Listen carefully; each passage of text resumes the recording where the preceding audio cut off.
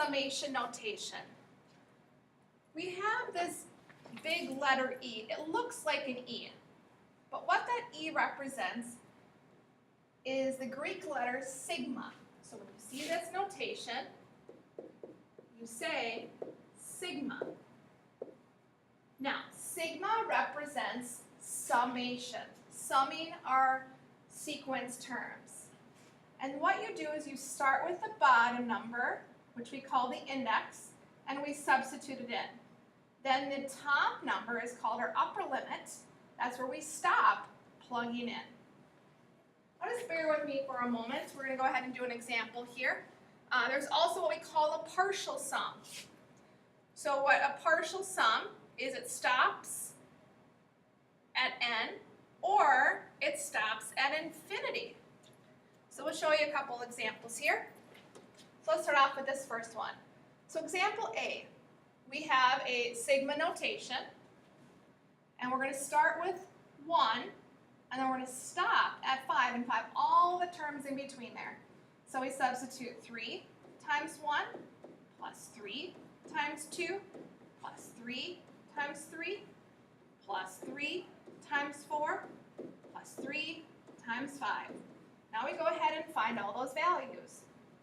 3, 6, 9, 12, and then 15.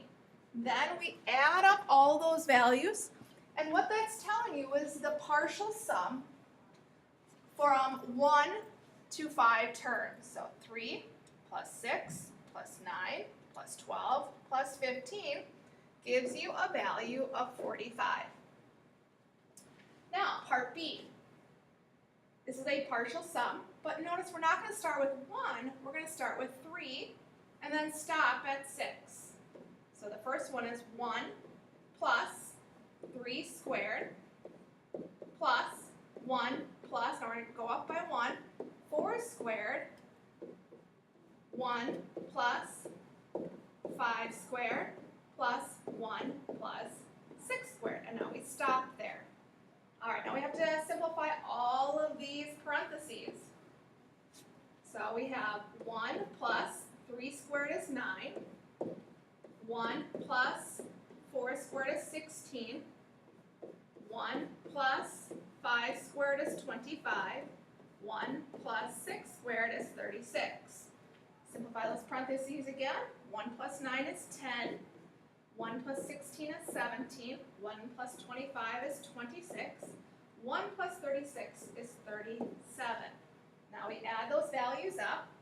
So 10 plus 17 plus 26 plus 37. The value is a sum of 90, partial sum.